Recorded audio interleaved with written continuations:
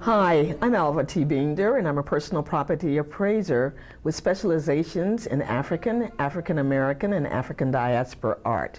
And we're at the Parish Gallery in the capital city of Washington, D.C., in the historic Georgetown community. The Parish Gallery is showing the art of Karen Cox and Ray Grist. The show will be up until June 12, 2007. I have viewed the show and will give this review on the art of Ray Grist. Ray Grist is a New Yorker, and some people say, period, after that. He has worn many hats over the last 20 years. He could certainly be described as a Renaissance man. Ray has exhibited nationally and internationally. In group exhibits, he's been featured at the Center for Contemporary Arts in Newark, New Jersey, the Lyman Allen Museum in New Milford, Connecticut, the Schomburg Collection in New York. Solo exhibits have included showings at Alaska State Museum, the Parish Gallery, of course, in New York, York College in New York, and again, solo at the Studio Museum in Harlem.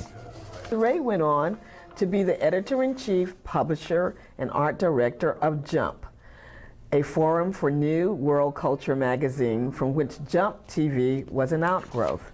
Hopefully this gives you some understanding and contextualize the artist that we're going to talk about in greater detail for the work that he does today. What is this artist trying to do? What is he telling us in the art that he's exhibiting today? And I quote, his expression is, "After much exploration and investigation of painting and art, I come to understand that a painting is surface with paint on it. I try to keep it that direct and work to realize paintings that are cohesive and comprehensive." End of quote. I'm going to contextualize this review in terms of the reviewer. I am working through the filters of being a left-brain, analytical, sequential, and creative entrepreneurial balanced person, we hope. With that said, and with the history of Ray, we're going to walk through what I see, what I believe that I'm looking at, what I think that I should be knowing after viewing this show. As an art professional, I like to just come into a show and feel what I feel, see what I see. I don't read artist statements when I start. I just go to the art and interpret it myself. So, coming upon this picture, the first thing I see is white. And there's plenty of white in it. The white is the underpinning of a lot of motion. I see oceanic kind of movement, fluidness. I see structure. I see the fours. Remember, I'm mathematical, analytical, left brain.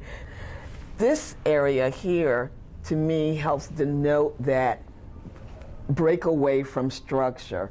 The four anchoring pieces here in the swift kind of movement that we have with the red here shows me that possibly when the artist started, this was the base and everything hung around it. Now again, we're always talking from the point of what I believe, what I feel, and never trying to interpret what the artist really is seeing. Because art is to be enjoyed in that way. I come with my filters, I enjoy it in the way that I want to enjoy it, and I ask you to do the same. Now I want to know, what is the name of this painting? 4 over white. I truly had no idea that that was the name of the painting when I first viewed it, but of course it's all there. Can you see it? Now let's move to this painting. Quite different from the one that we just viewed. I feel in the now. Pieces are placed, but in a stationary kind of foundation. They're anchored in the 3 places by the stripe, with the middle one being the one that anchors the most, or is the balancing part of the picture. The plane is not done in a symmetrical way. It's asymmetrical, and it's worked through in terms of color and circular design. It's very alluring to bring me into the painting, and this road leads me out and into what I feel is a sky. I'm an African American, of course. I see the black, which is a foundation for me culturally, the green, which is a symbol for commerce, in which I am a part of and believe in, and then the yellow, which is a color that denotes brightness and some futuristic, hopeful kind of thing. So it's anchored in three things that I recognize and feel, with a horizontal plane that has the sky. So it's a hopeful kind of picture that leads me to all kind of thoughts of the future. However, the name of the painting is Right Now. We looked at the title first on this. It's called The Juggler.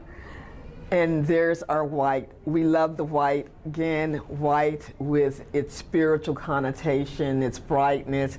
And then we're looking at these rapid strokes with all of that movement. But we have different kind of movement in this picture. Maybe that's why we're juggling. We have the balls, and they're kind of all over the place, so maybe we're juggling them all at the same time. I must tell you, when I first looked at this, I saw African sculpture. I see the Nigerian uku and the face of this very powerful, symbolic, tribal figure. You will remember, I am an appraiser of African art. It's all there. I see it, I know it, I feel it, but you'll have to interpret it for yourself. This is my favorite piece because we're in the water, we have the horizon, the beautiful sky, we're in a boat. We have all kinds of things popping out, coming from the base. Everything hangs around the square, well, the rectangle here. There's new things coming, and these are the base things that we already do. They're very strong because they are tactical, they're explosive. A lot of it has been very emotional, a lot of feeling to this piece, a lot of strong colors, movement, and then while having stability. These squares or these rectangle angles, and the base piece here grounds it. Grounding lets us ride the waves, as in the picture. Grounding tilts us, moves us forward. Meanwhile, we're still able to keep our arsenal of things that work while exploring those that don't, or those that may work, the opportunity areas here. So this, for me, is a very strong painting. I see the boldness here of the reds. It's bright. I see the culture of the African American, the black, that holds up the whole structure, and moving forward on the blood of our ancestors and the tears, moving forward to a place that is unknown but manageable. This is my absolutely favorite piece. We asked the question, is Gritz still ahead of his time? His intent is to be direct, cohesive, and comprehensive. As viewers, what is our intent? To enjoy the process and understand? Or could it be an opportunity to grow? I viewed the collection on yesterday. I am glad that I do. It is not an in the present kind of exhibit.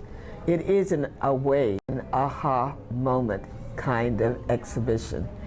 The artist is very intelligent, complex, intriguing, and sometimes way beyond where we are. Mr. Gritz, thank you for the expansion.